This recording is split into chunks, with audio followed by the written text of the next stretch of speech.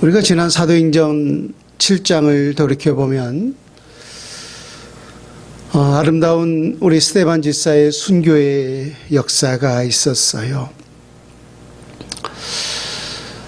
초대교회 7 지사 중에 한 사람으로 선출되었던 스데반 지사가 성령과 지혜가 충만하여서 그 당시 회당을 중심으로 특별히 디아스포라 유대인들에게 주 예수 그리스도의 십자가와 부활을 증거했을 때 그 복음의 사실로 인하여서 유대인들과 소위 논쟁이 벌어졌어요. 그리고 그 논쟁을 통하여서 그들이 이기지를 못하자 결국 우리 스데반 지사를 유대 최고의 법정기관이었던 산헤드린 공회에 고소를 하게 되었죠. 그리고 그 재판 과정 중에 있으면서도 스데반 지사는 그 유대 종교 지도자들에게 담대하게 이렇게 말을 해요. 목이 곧고 마음과 귀에 할례를 받지 못한 사람들아, 너희도 너희 조상과 같이 항상 성령을 거스르는도다. 아마 여러분들 분명히 기억하실 것입니다. 어쩌면 너희들은 그렇게 너희의 조상과 그렇게 같을 수가 있느냐라고 말입니다. 유대의 많은 조상들이 모세를 거역했잖아요. 또 그 이후에 많은 선지자들을 거역했잖아요. 또 선지자들이 외쳤던 예수 그리스도까지도 거역했잖아요. 근데 예수 그리스도께서 승천하신 이후 그들 가운데 성령을 보내셨는데 그 성령까지라도 그들의 조상들이 거역을 하고 있었던 거예요. 그래서 어쩌면 너희 조상들과 같이 그렇게 너희가 똑같을 수가 있느냐라고 했어요. 그 이야기를 듣자 그들은 마음에 찔림이 있었지만 그럼에도 그 소리 듣기 싫다고 이를 갈면서 결국 스데반 지사를 합당한 재판도 없이 돌로 쳐 죽이고 말았어요. 그리고 그날 이후에 예루살렘 교회에 얼마나 핍박이 심했던지 사도 외에는 모든 예루살렘 교회 성도들이 온 유대와 사마리아와 모든 땅으로 다 흩어지고 말았다라고 했습니다. 근데 여기서 꼭 기억해야 할 한 사람이 있어요. 스데반 지사의 이러한 죽음을 마땅히 여긴 자가 있었다라고 했는데 그가 누구였냐면 곧 사울이었어요. 아마 사울이라고 하는 사람을 여러분 너무나 잘 알 것입니다. 성경의 또 다른 이름을 바울이라고 기록하고 있습니다. 사울과 바울 왜 이처럼 혼용되어서 이렇게 사용하고 있는가? 그 이유가 있는데요. 잠시 설명을 드린다면은 그 당시 세계의 패권을 쥐고 있는 나라가 바로 로마였습니다. 그래서 그 로마의 속국 속에 살아가고 있는 모든 사람들은 보통 두 가지 이름을 사용하고 있었어요. 그래서 그 당시 유대 나라도 로마의 속국으로 있었기 때문에 유대 사람들도 두 가지 이름을 보통 사용하고 있었는데 하나는 유대식 이름이 있었고 또 하나는 로마 곧 헬라식 이름을 사용하고 있었어요. 그래서 바울도 유대 사람이었잖아요. 그래서 유대식 이름이 곧 사울이었어요. 그리고 로마 곧 헬라식 이름이 바울이었던 거죠. 그러므로 사울과 바울은 다른 사람이 아니라 한 사람의 이름을 이처럼 각각 부르고 있었던 것이죠. 근데 중요한 것은 사울이라고 하는 이 바울이 스데반 지사가 그렇게 원수들에게 재판도 없이 감정적으로 원수들에게 돌에 맞아 그렇게 처참하게 죽임을 당할 때 그 죽임을 마땅히 여기고 있었다는 거예요. 어쩌면 사울도 스데반 지사에게 돌을 던졌을지 몰라요. 그 죽음을 마땅히 여겼다라고 하는 것은 어떤 감정이 있었겠어요? 잘 죽었다. 저는 죽어서 돌에 맞아 죽어도 마땅하다. 그런 생각이 있지 않았겠습니까? 이것뿐만이 아니에요. 사도행전 8장 3절에 보면은 이 사울이라고 하는 바울이 예루살렘 교회를 얼마나 잔혹하게 핍박했는지 이렇게 기록하고 있습니다. 사울이 교회를 잔멸할세 각 집에 들어가 남녀를 끌어다가 옥에 넘기니라. 사울이라고 하는 이 사람이 교회를 잔멸하려고 했다는 거예요. 그 모든 세력들을 하나도 씨도 없이 남김없이 다 파괴시키려고 했다는 거예요. 그래서 그 예루살렘 교회 집집마다 가가고 방문하면서 그들 가운데 혹여라도 예수 그리스도를 믿는 자들이 있다면 그 자들을 색출하여서 감옥에 가두는 그런 일들을 했던 자가 누구냐면 곧 사울이었어요. 그뿐만이 아니에요. 오늘 우리가 9장 1절과 2절을 한번 보세요. 사울이 주의 제자들에 대하여 여전히 이역과 살기가 등등하여 대제사장이 가서 다메섹 여러 회당에 가져갈 공문을 청하니 이는 만일 그 도를 따는 사람을 만나면 남녀를 막론하고 결박하여 예루살렘으로 잡아오려 함이라. 아까도 말했듯이 스데반 집사 이 순교의 사건을 기점으로 인하여서 예루살렘 교회에 얼마나 핍박이 심했던지 사도회에는 모든 성도들이 다 흩어져 버리고 말았다라고 했어요. 근데 그렇게 흩어졌던 주의 성도들이 할 수 있는 일들이 뭐였나요? 흩어진 곳에서 그들은 주 예수 그리스도의 십자가와 부활을 전했잖아요. 지난 7장과 8장에서 그렇게 핍박을 통하여서 빌립 집사가 사마리아에 흩어졌는데 그 사마리아의 모든 사람들이 다 누구를 따랐다고 했어요? 마술사 시몬을 따랐다라고 했잖아요. 근데 그들 가운데 주 예수 그리스도의 십자가와 부활을 증거했더니 놀라운 사실은 그들이 그 복음을 받아들이고 특별히 빌립 집사로부터 세례를 받기까지 했어요. 더 놀라운 사실은 그렇게 많은 사람들이 이끌었던 마술사 시몬까지라도 마음을 다하여서 온 전심을 다하여서 빌립을 따랐다라고 했어요. 그래서 이처럼 흩어진 모든 주의 백성들이 그 흩어진 곳에서 무엇을 전했느냐 하면은 우리 주 예수 그리스도의 십자가 부활의 복음을 전하고 있었던 거예요. 근데 그렇게 흩어진 우리 믿음의 백성들 가운데 일부가 어디에 흩어졌냐면은 오늘 본문에 말씀하고 있었듯이 다메섹, 이것을 우리는 다마스커스라고 말하기도 하는데 그 가운데 일부가 다메섹에 흩어지고 말았어요. 이 역사의 자료를 본다면은 예루살렘에서 다메섹까지는 대략 한 200km 정도 된다라고 합니다. 뭐 오늘날에는 많은 차가 있어서 그렇게 먼 거리라고 볼 수 없지만은 그 당시에는 대부분 꼬불꼬불 산길로 인하여서 다들 걸어가야만 하지 않았겠습니까? 그래서 하루에 약 한 30km를 걷는다면은 대략 한 일주일을 걸어갈 수 있는 그런 거리죠. 결코 짧은 거리가 아니었어요. 근데 방금도 말했듯이 흩어진 우리 모든 믿음의 백성들이 흩어진 곳에서 할 수 있는 일이 뭐라? 우리 주 예수 그리스도 십자가와 부활의 소식을 증거하는 것이라고 했잖아요. 근데 오늘 이 다메섹에 흩어져 있었던 우리 많은 그리스도인들이 역시나 그곳에서 우리 주 예수 그리스도 십자가와 부활을 증거했더니 많은 사람들이 예수의 그 복음을 받아들였던 것입니다. 그래서 저 다메섹 담에 예루살렘에서 200km나 떨어져 있는 저 다메섹에 우리 주 예수 그리스도의 십자가의 그 복음의 역사가 놀랍게 부흥되고 확장되는 역사가 있었던 거예요. 근데 이 소식을 누가 가장 싫어했던 거예요? 유대인들, 동족인 유대인들, 특별히 오늘 이 핍박의 정점에 서 있었던 사울이 그 소리를 가장 싫어했어요. 그래서 이업과 살기가 등등하여서, 여러분 살기라는 것은 무서운 거잖아요. 저 사람에게 살기가 있다라는 것은 누군가를 죽이려고 하는 그런 아주 이업스러운 모습이 살기 아닙니까?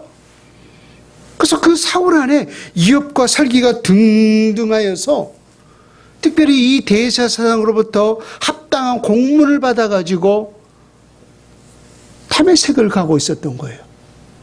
누구를 잡기 위해서. 그 다메섹 땅에 흩어져서 우리 주 예수 그리스도의 부활과 복음을 증거하고 있었던 우리 믿음의 사람들을 잡아서 끌어오기 위해서 말입니다.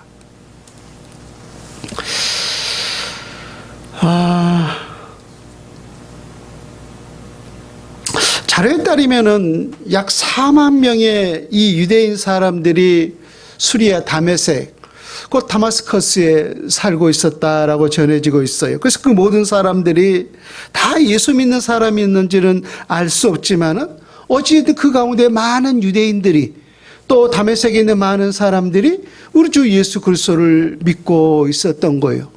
그래서 그러한 복음의 역사들을 가로막기 위하여서 누가? 사울이 오늘 그 다메섹까지 쫓아가고 있었던 거예요.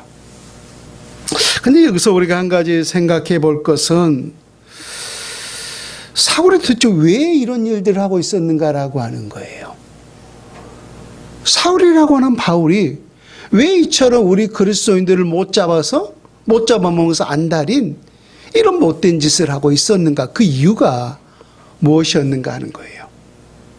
우리 그리스도인들의 어떤 사사로운 개인적인 감정 때문에 그랬었는가? 아니면은 오늘 사울이 섬기고 있는 하나님, 그 하나님에 대한 열심 때문에 그랬는가라고 하는 거예요. 아마 여러분들은 지난 로마서와 또 갈라디아 이런저런 많은 설교를 통해서 분명히 알 수 있으리라고 생각합니다. 사사로운 어떤 감정이 아니라 사울이 오늘 그러할 수 있었던 것은 무엇보다 하나님에 대한 열심 때문이었다라고 말입니다. 여러분 사도행전 22장을 한번 가볼까요? 오늘 사도행전 이 9장에 바울의 이런 회심의 역사가 사도행전 22장, 사도행전 26장 세 번이나 반복해서 기록되어 있어요. 9장은 하나님을 만난 그런 역사였고 22장과 26장은 회상한 사건이었던 거죠. 사도행전 22장 3절에서 5절을 보면은 바울이 그 지난 과오를 회상하면서 이렇게 말을 해요. 나는 유대인으로 길리기아 다소에서 났고 이 성에서 자라 가말리엘의 문화에서 우리 조상들의 율법의 엄한 교훈을 받았고 오늘 너희 모든 사람처럼 하나님께 대하여 열심히 있는 자라. 내가 이 돌을 박해하여 사람을 죽이기까지 하고 남녀를 결박하여 옥에 넘겼노니 이에 대제사장과 모든 장로들이 내 증인이라. 또 내가 그들에게서 다메섹 형제들에게 가는 공문을 받아가지고 거기 있는 자들도 결박하여 예루살렘으로 끌어다가 형벌받게 하려고 가더니. 그쵸? 근데 왜 지금 사울이 그 다메섹에까지 가서 많은 우리 그리스도인들을 잡아오려고 했어요? 무엇 때문에? 하나님께 대하여 열심 있는 자라라고 했어요. 그 마음의 중심이 무엇 때문에 오늘 우리 모든 그리스도인들을 그렇게 잡아서 옥에 가두고 심지어 죽이기까지 했다라고 했잖아요. 하나님에 대한 열심 때문에 그랬다는 거예요. 하나님에 대한 열심 때문에. 저는 이것은 거짓이 아니라 저는 사울의 진심이라고 믿습니다. 진짜예요. 사울이 오늘 우리 모든 그리스도인들 이처럼 잡아서 죽이고 옥에 가두고 그랬던 이유는 진심으로 하나님에 대한 열심 때문이었어요. 한 군데 더 찾아볼까요? 갈라디아서 1장 13절과 14절 한번 보세요. 신약성경 302페이지 여간에 갈라디아서 1장 13절과 14절에 내가 이전에 유대교회에 있을 때 행한 일을 너희가 들었거니와 하나님의 교회를 심히 박해하여 멸하고 내가 내 동족 중 여러 영갑자보다 유대교를 지나치게 믿어 내 조상의 전통에 대하여 더욱 열심히 썼으나 라고 했어. 근데 여기서 아까 우리가 사도행전 22장에는 하나님에 대한 열심이라고 표현했는데 갈라디아서 1장 13절과 14절에는 조금 바꿔졌어요. 무엇에 대한 열심이었는가 하면은 내 조상의 전통에 대하여 열심히 썼으나 라고 했어요. 그러니까 분명히 그는 하나님에 대한 열심이었다라고 생각했는데 나중에 회심하여서 깨닫고 보니까 그 하나님에 대한 열심이 실은 하나님에 대한 열심이 아니라 내 조상의 전통에 대한 열심이었다는 거예요. 그러면은 그들이 섬겼던 그 조상들은 실상은 어떤 교회였어요? 오늘 우리가 생각하는 유대교였던 거죠. 아마도 사울의 열심은 하나님에 대한 열심이었다라고 생각하지만은 우리 하나님의 관점에서 보면은 그것은 유대인의 그 전통에 대한 열심이었고 또 그것은 하나님에 대한 잘못된 열심이었던 것이죠. 여러분 고린도 교회를 한번 보세요. 여러분들 기억하다시피 고린도 교회는 얼마나 뜨거웠습니까? 얼마나 은사가 충만했습니까? 얼마나 많은 사람들이 하나님을 사랑했는가를 알 수가 있어요. 그런데 그 하나님을 사랑하는 그 교회 가운데 바울파, 아볼로파, 게바파, 그리스도파라고 하면서 4개의 파당이 형성되어 있었잖아요.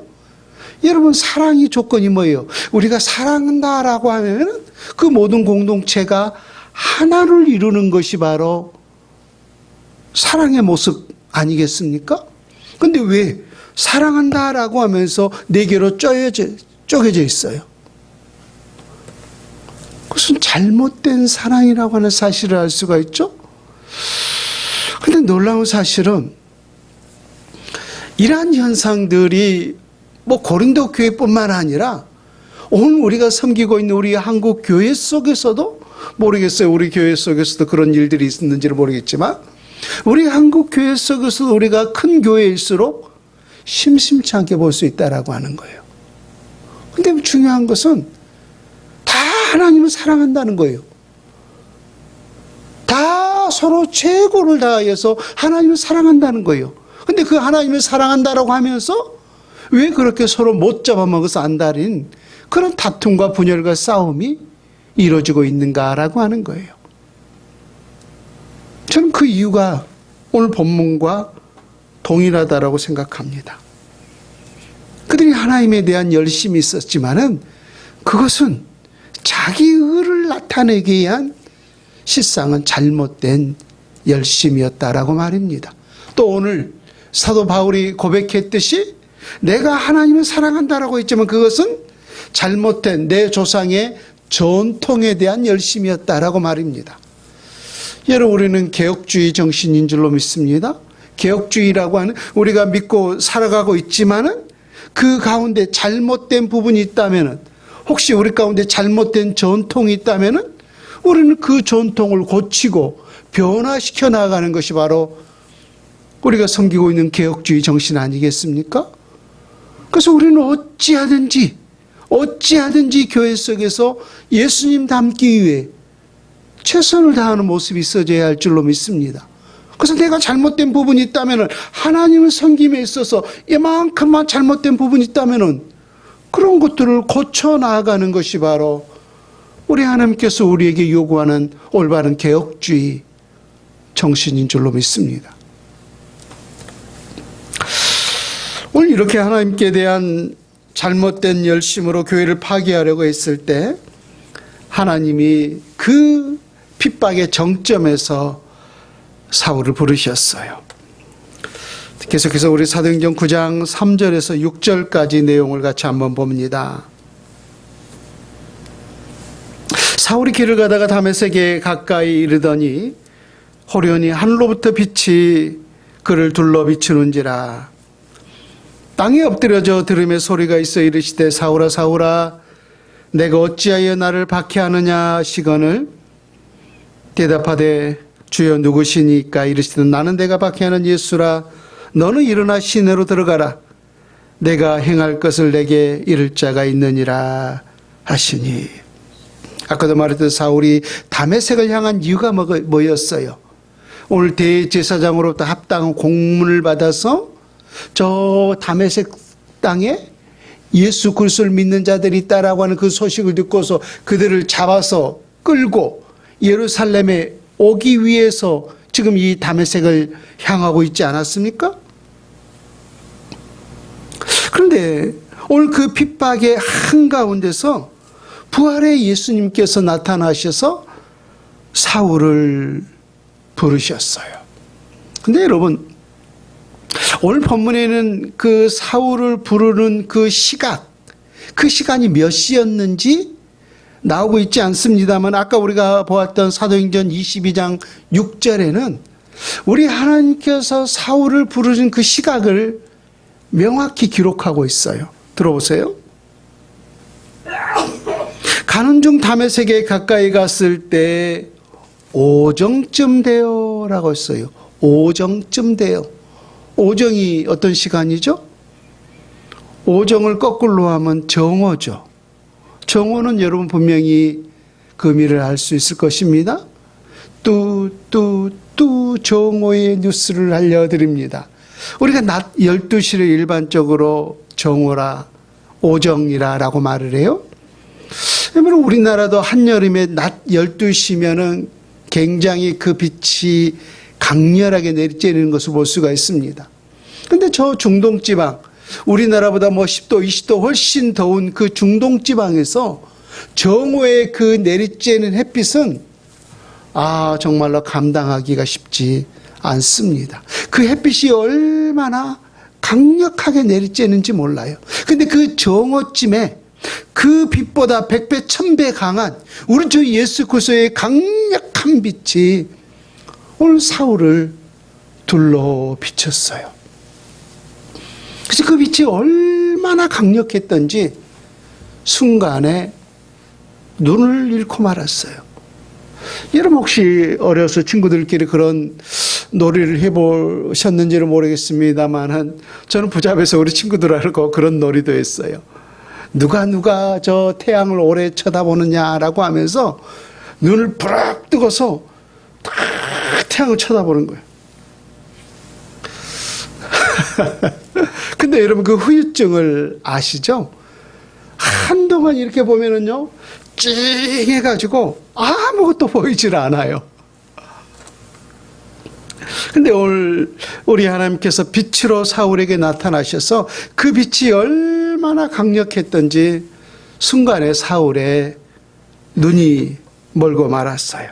그래서 사울은 아마 그 빛이, 강력한 그 빛을, 그는 하나님을 섬기는 사람이었기 때문에 신적 하나의 현상으로 그가 직감적으로 알았어요. 그래서 그 빛 가운데 하나의 음성이 들려왔죠. 사울아 사울아 라고 했을 때 주여 니시니까, 주여 니시니까 라고 하는 그 질문에 우리 주님이 이렇게 대답하셨습니다.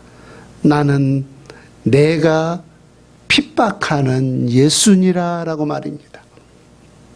근데 여러분 생각해 보면은 사울이 예수님을 직접 핍박한 적이 있었나요? 사울이 예수님을 직접 핍박한 적은 없었어요. 사울이 아까도 말했듯이 그 스데반 집사가 원수들에게 돌에 맞아 죽었을 때 그 죽임을 마땅히 여기더라라고 했고, 또 예루살렘 교회를 잔멸하기 위하여서 가가오 방문하면서 우리 모든 믿는 자들을 색출하여서 감옥에 가두고, 또 저 멀리 200km 떨어져 있는 다메섹까지 가서 하나님의 사람들을 붙잡으려고 하는, 예수 그리스도를 믿는 사람들을 핍박한 적은 있었지만은 직접적으로 예수 그리스도를 핍박한 적은 없었단 말입니다. 그럼에도 불구하고 그 다메섹 도상에서 사울과 만났을 때 우리 주님이 사울에게 하셨던 말씀이 나는 내가 핍박하는 예수니라라고 했어요. 왜 우리 주 예수 그리스도는 사울을 향하여서 내가 나를 핍박했다라고 말씀하셨을까요? 여러분, 우리가 성경을 보게 되면은 예수님과 교회는 분리가 아니라 일치하고 있다는 사실을 보게 됩니다. 예수님과 교회는 한 몸이었던 거예요. 들어보세요. 에베소서 1장 13절에 교회는 그의 몸이니, 또 골로새서 1장 18절에는 그는 몸인 교회의 머리시니라고 했어요. 그러므로 예수님과 교회는 방금 설명했듯이 한 몸이라고 하는 사실을 알 수가 있죠. 그래서 사울이 우리 주의 성도들을 핍박하고 주의 성도들을 박해했던 것은 결국 우리 주님의 관점에서 보았을 때 누구를 박해한 거예요? 예수님을 핍박했던 거죠. 그래서 오늘 그 핍박의 현장 속에서 사울이 하나님의 백성들에게 핍박을 했지만은 우리 주님은 그 사울을 향해서 하시는 말씀이 어찌하여 너는 나를 박해하였느냐? 예수님 자신을 박해했다라고 그렇게 말씀을 하셨던 것입니다. 오늘 그런데 그 핍박의 정점에서 사울은 예수님을 만나게 되었는데 특별한 현상이 있었어요. 8절과 9절을 봅니다. 사울이 땅에서 일어나 눈은 떴으나 아무것도 보지 못하고 사람의 손에 끌려 다메섹으로 들어가서 사흘 동안 보지 못하고 먹지도 마시지도 아니하니라. 저는 이런 현상은 우리 예수님께서 사울에게 주셨던 특별한 하나의 표적이라고 생각합니다. 내가 너를 만나 주었노라, 내가 너를 강권적으로 만나 주셨노라 라고 하는 하나의 표적이 바로 눈을 멀게 하는 사건이라고 말입니다. 여러분, 우리가 일반적으로 이 신체적으로 앞을 볼 수 없는 사람을 일컬어서 소경이라고 말을 하죠. 그런가 하면은 우리가 앞을 볼 수 있는 그 신체적 눈을 가지고 있지만은 그럼에도 불구하고 영적인, 하나님이 영이신이라고 했어요. 그래서 그 영이신 우리 하나님을 볼 수 없는 사람을 일컬어서 그 앞에 우리는 영적을 붙여서 영적 소경이라고 말을 하죠. 근데 우리가 이 사울의 관점에서 본다면 사울은 자기 자신을 일컬어서 하나님을 볼 수 있는, 하나님을 볼 수 없는 영적 소경이라고 생각하고 있었어요? 아니라고 생각하고 있었어요?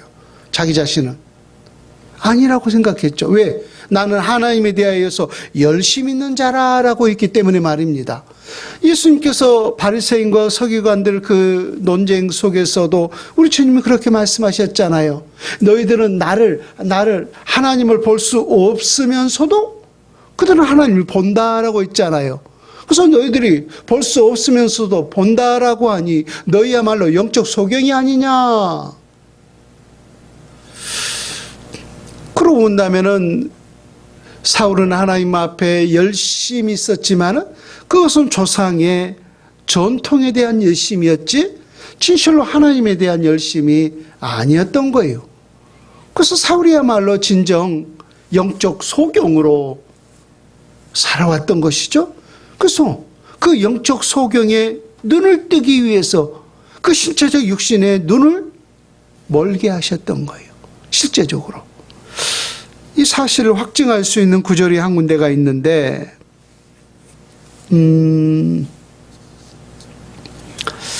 18절을 보세요. 9장 18절에 보면은 사도행전 9장 18절에 보면은 즉시 사울의 눈에서 비늘 같은 것이 벗어서 다시 보게 된지라 라고 했어요. 그러니까 그가 눈이 멀어졌을 때 우리 하나님께서 우리가 다음 주에 보게 되겠지만 누구를 보냅니까? 주의 제자 중에 한 사람이었던 아나니아를 보내죠. 아나니아야, 저기에 가면은 하나님 앞에 기도하는 한 사람이 있으니 그에게 안수해라. 그래서 아나니아가 그에게 가서 안수했더니 눈이 열려져서 다시 보게 된지라 라고 했어요. 그래서 이것이 하나님께서 그 사울을 만나 주셨던 강권적인 놀라운 하나의 표적이었다라고 하는 사실입니다. 여러분, 예수님께서 오늘 그 핍박의 정점에서 사울을 만나 주셨는데 이러한 모습을 보면서 우리에게 어떠한 생각이 드나요? 우리가 그냥 단지 책을 통하여서 이렇게 문자로 있기 때문에 우리의 어떤 그 감정이 덜할 수 있겠지만은 실제적으로 우리가 그 현장 속에 있는 사람이었다면은 우리는 사울을 결코 쉽게 용서하기 어려울 것입니다. 여러분 보세요. 스데반 집사가 그 유대인들에게 돌에 맞아 죽었는데 또 그 죽음을 보면서 사울이 그 죽임을 마땅히 여기더라라고 했잖아요. 근데 그렇게 죽었던 그 스데반 집사가 우리가 함께 손을 잡고 신앙생활한 우리의 동료였다면 우리 마음이 어떻게 했는가라고 하는 거예요. 우리 마음이 얼마나 분노와 우리의 마음속에 얼마나 억울함이 가득했겠는가라고 하는 거예요. 또 아까 이 예루살렘 교회를 잔멸할세라고 했잖아요. 그래서 예루살렘 교회에 가까워 방문하면서 그 집들을 색출하여서 예수 그리스도를 믿는 자를 끌어다가 옥에 가두는 그러한 일들을 행했는데 그렇게 핍박을 당했던 당사자가 우리의 가족들이었다면, 내 혈을 나누는 우리의 가족들이었다면 그런 강력하게 핍박을 가했던 그 사울을 쉽게 용서할 수가 있었겠는가 라고 하는 것입니다. 그러나 우리가 예수님을 만나기 전 우리의 모습이, 우리가 예수 그리스도를 영접하기 전에 우리의 모습이 그 사울과 동일했다면 우리는 또한 우리의 생각이 분명 달라질 수 있을 거라는 생각이 들어요. 분명한 사실은 예수 그리스도를 믿기 전에 우리의 모습이 결코 사울과 다를 바가 없었다라고 하는 것입니다. 물론 우리가 그렇게 예수 믿는 사람을 핍박하지는 않았을 거예요. 또 합당한 어떤 공문을 가지고 그리스도를 믿는 자들을 끌어다가 옥에 가두는 그런 일도 하지 않았을 것입니다. 그렇다고 해서 우리가 사울보다 결코 낫다라고 할 수가 있는가라고 하는 것입니다. 예수님의 말씀에 우리에게 믿지 않는 자들을 향해서 이렇게 말씀하셨어요. 나와 함께 하지 않는 자가, 나와 함께 이 길을 걷지 않는 자가 있다면은 그는 곧 나를 대적하는 자다라고 했어요. 그래서 예수 그리스도를 믿지 않는 것은 곧 누구와 원수되어 있었던 거예요? 하나님과 원수되어 있었던 거예요. 그럼 우리가 믿기 전에 우리의 모습을, 영적 상황을 한번 생각해 봐요. 우리가 믿기 전에 우리가 예수님과 화목한, 예수님과 하나 된 자였는가? 아니면 우리 하나님과 원수로 살아간 원수된 자였는가라고 하는 거예요. 분명한 사실은 여러분들이 인정하건 인정하지 않건 우리 주님께서 보셨을 때 관점이 중요한 거잖아요. 그래서 우리 하나님께서 보셨을 때 믿기 전에 우리의 신앙은 하나님과 원수된 자로 살아갔다는 거예요. 근데 왜 이처럼 우리가 하나님을 예배하게 되었고 십자가 대속의 은혜를 누리게 되었을까 하는 것입니다. 우리는 결코 사울과 다를 바가 없어요. 사울이 그 핍박의 정점에서 사울아 사울아 주여 니시니까 나는 내가 핍박하는 예수라 라고 했듯이 우리도 동일하게 우리 하나님과 원수가 되었을 때, 내 목적대로 내 삶을 위해서 살아갔을 때 우리 하나님께서 관건적으로 우리가 찾아와 주셔서 나는 내가 핍박하는 예수라 라고 하면서 우리 주님께서 강권적으로 사울을 만나 주셨듯이 우리 또한 그렇게 강권하심으로 우리를 만나 주셨는 줄로 믿습니다. 여러분, 사도 바울이 로마서에서 이런 고백을 해요. 죄가 더한 곳에 더욱 은혜가 넘쳤나니라고 말입니다. 이게 무슨 말일까요? 죄가 더한 곳에 더욱 은혜가 넘쳤나니. 이것은 우리가 더 큰 죄인이라고 하는 사실을 깨달을 때 우리에게 더 큰 은혜가 있다라고 하는 거예요. 그렇잖아요? 내가 이만큼, 예를 들어 내가 100만 원을 탕감받은 사람과 1억을 탕감받은 사람, 누가 더 그 감사함이 간절하겠어요? 나는 이 사람으로부터 100만 원을 탕감받았어요. 근데 나는 이 사람부터 1억을 탕감받았어요. 누구에게 더 감사함이 크겠는가 하는 거예요. 더 많은 액수를 탕감받는 사람에 대해서 우리의 그 감사함이 더 간절하지 않겠는가라고 하는 거죠. 죄가 그와 같다라는 거예요. 내가 이만큼 죄를 용서받는 사람과 이만큼 죄를 용서받는 사람의 그 은혜는 차원이 다르다는 거예요. 그래서 죄가 더한 곳에 은혜가 더 크다는 이유는 내가 더 많은 죄를 짓는 자입니다. 내가 더 많은 용서를 받은 사람입니다. 라고 생각하는 사람일수록 그 심령 속에 우리 주 예수 그리스도께서 부어준 은혜가 더 크다라고 하는 거예요. 여러분, 이 세상에서 구원받지 못할 백성은 없는 줄로 믿습니다. 하나님의 사랑과 은혜를 누리지 못할 자는 이 세상에 아무도 없다는 거예요. 그래서 우리 주님도 만 백성들이, 어떤 사람도 예외 없이 만 백성들이 구원받기를 원하노라라고 했어요. 그래서 그렇게 핍박의 정점에 있었던 사울도 우리 하나님께서 구원하셨듯이 우리 또한 우리 하나님과 원수된 자였는데 그 원수된 자를 강권하심으로 우리를 사랑하셨듯이 오늘도 하나님의 사랑에서 멀어져 있는 만 백성들이 주님의 그 사랑의 복음의 소식을 듣고 주께로 나아오기를 원하는 줄로 믿습니다. 그 복음을 증거할 수 있는 저와 여러분들이 다 될 수 있기를 우리 주 예수님의 이름으로 축원을 드립니다. 아멘.